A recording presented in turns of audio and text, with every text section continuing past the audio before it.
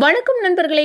ஆதி Bharathi serial செம பரபரப்பாக போயிட்டு இருக்குன்னே சொல்லலாங்க. ஒரு பரபரப்பான கட்டத்தில் நம்ம ஆதி மேலே வந்து கருப்பசாமி வந்து இறங்கிட்டாங்கன்னு சொல்லலாம். கருப்பசாமி சாமி ஆடி வந்து நம்ம மித்ராவை வெளுத்தெடுக்கிறாங்க. இந்த பாரு, நீ வந்து பாவ செயல் செய்துட்டு இருக்கா, பாவத்துக்கு மேலே பாவம் பண்ணி உனக்கு பாவ கணக்கு கூடிட்டே இருக்கு அப்படின்னு வந்து நம்ம மித்ராவை வந்து தோலை உரிச்சி காட்டுறாங்க. நடுங்கி போகிறாங்க மித்ரா. அதே நேரம் நம்ம பாரதியை கூப்பிட்டு உன் மனசில் என்ன நினச்சிருக்கியோ அதுதான் நடக்க போகுது.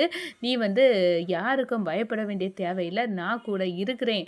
அதுவும் இல்லாமல் நீ வந்து உனக்கானவே வந்து உனக்கானவே உனக்கு தான், வேற யாருக்கும் கிடையாது. நீ தைரியமாக இரு அப்படின்னு வந்து அந்த இடத்துல சொல்கிறாங்க. மித்ராவும் சுதாகரும் பேயறிஞ்சது மாதிரி நிற்கிறாங்கங்க. தோலை உரிச்சிட்டாங்க கருப்பசாமி. அதை பற்றி தான் இந்த வீடியோக்குள்ளே பார்க்க போகிறோம். அதுக்கு முன்னாடி சேனலுக்கு லைக் அண்ட் சப்ஸ்கிரைப் பண்ணுங்கள் ஃப்ரெண்ட்ஸ். பக்கத்தில் இருக்க பெல் ஐக்கானையும் கிளிக் பண்ணுங்கள். அப்போ தான் நான் போடுற ஒவ்வொரு வீடியோவும் நோட்டிஃபிகேஷனாக உங்களுக்கு கிடைக்கும். வாங்க ஃப்ரெண்ட்ஸ், வீடியோக்குள்ளே போகலாம். ஃபஸ்ட்டு எடுத்த உடனே பார்த்தோன்னா ஒரு செம அதிரடியான பரபரப்பு கட்டினாங்க. நம்ம கருப்பசாமி வந்து வேஷம் போடணும், அப்போ தான் வந்து ஆதித்யாவுக்கான வேண்டுதல் வந்து நிறைவேறணும்.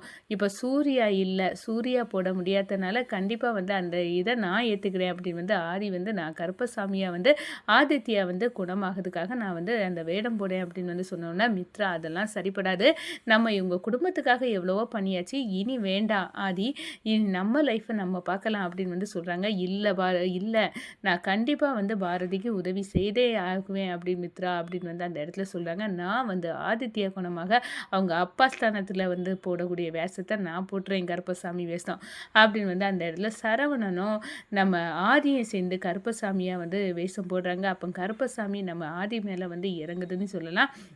அப்போ தான் நம்ம பாரதியை கூப்பிட்டு, நீ மனசில் வந்து நினைக்கிறது தான் நடக்கும், நீ வந்து கவலைப்படாத, உன் கூட நான் எப்போவுமே இருப்பேன் அப்படின்னு வந்து அந்த கருப்பசாமி வந்து எப்போவுமே என்னோட ஆசீர்வாதம் உனக்கு இருக்குது, நீ அதனால் கலங்க வேண்டாம், உன் பையனுக்கும் ஒன்றும் ஆகாது அப்படின்னு வந்து அந்த இடத்துல நம்ம ஆதித்யாவுக்கும் வந்து துர்நூறு போட்டு விட்றாங்க கருப்பசாமி. அதோட பார்த்தோன்னா, நீ உனக்கானவை உனக்கு தான், வேறு யாரும் எது வந்து நினச்சி அடைஞ்சிட முடியனாலும் அடைய முடியாது, உனக்கானவை உனக்கு தான், நீ கவலைப்படாமல் இருக்கணும் அப்படின்னு சொல்லுது. அதே நேரம், என்ன அங்கே ஒளிஞ்சிட்டு நிற்கிறீங்க, இங்கே வாங்க அப்படின்னு வந்து நம்ம மித்ராவை கூப்பிட்டு, இந்த பாரு, உன்னோட பாவ கணக்கு கூடிட்டே இருக்கு, நீ நிறைய பாவம் செய்திருக்க, பாவத்துக்கு மேலே பாவம் செய்து பாவத்தை பெருக்கிட்டே போகிற, இதோடு எல்லாத்தையும் நிப்பாட்டிட்டு, இல்லாட்டா ஒழுங்கு மரியாதையாக உன்னை தோலை உரிக்க வேண்டியது வந்துடும் அப்படின்னு வந்து அந்த இடத்துல வெளுத்தெடுக்குது. அதோட பார்த்தோன்னா, இந்த பாரு, அது எதுவும் அடுத்த ஆளுக்கு பொருளாக வந்து எடுத்துடலாம், வாங்கிடலாம், அடுத்த ஆளை அழிச்சிடலான்னு உள்ள உன் கெட்ட எண்ணத்தை இதோட விட்டு தள்ளிடு அப்படின்னு வந்து சொல்கிறாங்க. இதை பார்த்த உடனே நம்ம பாரதியோட அம்மாவும் பாட்டியும், ஆமாம் கரெக்டாக வந்து சாமிக்கே தெரிஞ்சிருக்கு இப்படி ஒரு கேடுகட்ட ஜெர்மனி அப்படின்னு வந்து அந்த இடத்துல சொல்கிறாங்க. இங்கே சுதாகருக்கு அப்படியே வந்து பக்குனியாது.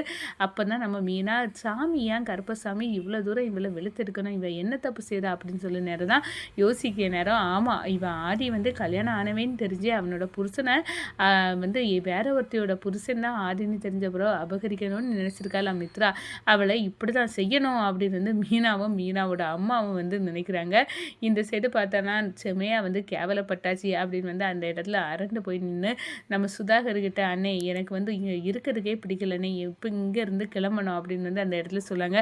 ஆமாம் மித்ரா, அந்த ஆதி வந்து கண்டிப்பாக உனக்கு கிடைக்க மாட்டான் போல இருக்குது, பாத்தியா இந்த சாமியே சொல்லுது, யார் சொன்னால் எனக்கு என்னென்ன, எனக்கு ஆதி கூட வாழணும், அது என்னோட ஆசை நிறைவேறணும், அப்படி அதுக்கு நான் எந்த எல்கைக்கும் சாமியையும் தாண்டி நான் போவேன் அப்படின்னு வந்து அந்த இடத்துல மறுபடியும் வந்து துணிஞ்சு நிற்கிறாங்கங்க மித்ரா.